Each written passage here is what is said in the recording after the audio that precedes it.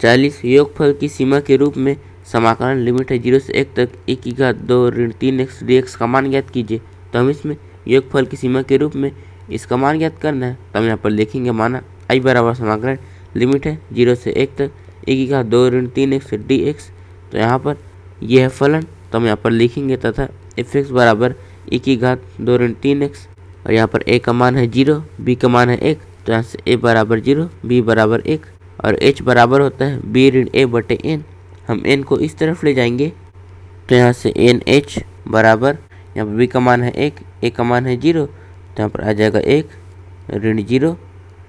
तो यहाँ से NH बराबर आ जाएगा 1।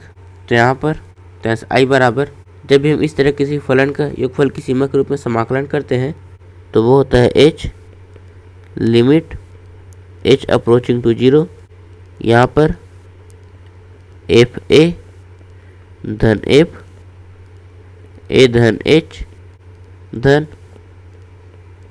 यहाँ पर f a धन यहाँ पर n ऋण 1 यहाँ पर h। तब हम f a धन h और इसका मान ज्ञात करेंगे। तो पहले हम इसका मान ज्ञात करेंगे तो यहाँ पर आ जाएगा f a बराबर, यहाँ पर यह है फलन तो हम x की जगह में a लिखेंगे। तो यहाँ पर आ जाएगा e की घात 2 ऋण 3a बराबर, यहाँ पर a का मान है 0। तो यहाँ पर आ जाएगा e की घात 2 ऋण 3 यहाँ पर 0। फिर हम 3 का 0 में गुणा करेंगे तो पूरा 0 हो जाएगा। फिर हम 2 में 0 घटाएंगे तो यहाँ पर आ जाएगा e की घात 2। इसी तरह से हम f a धन h का मान ज्ञात करेंगे तो हम x की जगह में इसे लिखेंगे। तो यहाँ पर आ जाएगा e की घात 2 ऋण 3 यहाँ पर a धन h। तो यहाँ से बराबर, यहाँ पर a का मान है 0 तो यहाँ पर आ जाएगा 0। फिर हम 0 में h जोड़ेंगे तो यहाँ पर आ जाएगा e की घात 2 ऋण 3 यहाँ पर h। तो अब हम इसका मान ज्ञात करेंगे। यहाँ पर a का मान है 0 तो यहाँ पर आ जाएगा 0। फिर हम 0 में इसे जोड़ेंगे तो यहाँ पर आ जाएगा n ऋण 1 यहाँ पर h। फिर हम इसे x की जगह में लिखेंगे तो यहाँ पर आ जाएगा e की घात 2 ऋण 3 यहाँ पर n ऋण 1 h। तो यहाँ से i बराबर h limit h approaches to 0। तो अब हम इसमें इनके मानों को रखेंगे। तो यहाँ पर f a का मान है a की घात 2 धन यहाँ पर आ जाएगा e की घात 2 ऋण 3 h धन यहाँ पर आ जाएगा e की घात 2 ऋण 3 n ऋण 1 h। तो यहाँ से i बराबर h limit h approaches to 0। हम इसमें से e की घात 2 को कॉमन लेंगे तो यहाँ पर आ जाएगा e की घात 2, यहाँ पर आ जाएगा 1 धन a की घात ऋण 3 h धन यहाँ पर a की घात ऋण 3 h यहाँ पर n ऋण 1। तो यहाँ पर ही हमारी गुणोत्तर श्रेणी है क्योंकि यहाँ पर इससे अगला पता जाएगा a की घात ऋण 6h। फिर हम इसमें इसका भाग देंगे तो यहाँ पर r का मान आ जाएगा e की घात ऋण 3h। तो यहाँ पर i बराबर हम e के वर्ग और h को एक साथ लिखेंगे तो यहाँ पर आ जाएगा h e के वर्ग लिमिट h अप्रोचिंग टू 0। यहाँ पर ये गुणोत्तर श्रेणी है तो इसका फॉर्मूला होता है a r की घात n ऋण 1 बटे r ऋण 1। तो यहाँ पर a का मतलब है पहला पद, तो पहला पद है 1 और यहाँ पर r का मान है e की घात ऋण 3h और जब हम इसमें n का गुणा करेंगे तो पर आ जाएगा 1 e की घात ऋण 3 nh ऋण 1 बटे e की घात ऋण 3h ऋण 1।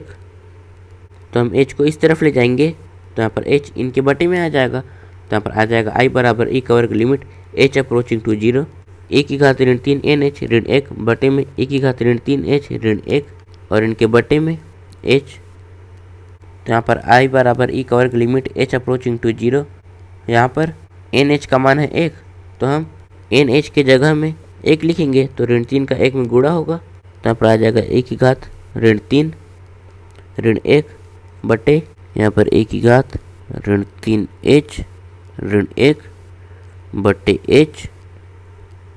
यहाँ पर ऋण 3 है इसलिए हम इसके अंश और हर में ऋण 3 का गुणा करेंगे और यहाँ पे भी आ जाएगा ऋण 3। तो i बराबर e का वर्ग, चूँकि e की घात x ऋण 1 बटे x का मान होता है 1 और यहाँ पर x के जगह में ऋण 3h तो हम इसके जगह में 1 लिख सकते हैं। तो यहाँ पर आ जाएगा 1। फिर हम ऋण 3 का 1 में गुणा करेंगे तो यहाँ पर आ जाएगा ऋण 3। तो यहाँ पर एच तो नहीं है, इसलिए हम इसे भी नहीं लिखेंगे। तो यहाँ पर आ जाएगा ई की घात ऋण 3 ऋण 1 बटे में ऋण 3।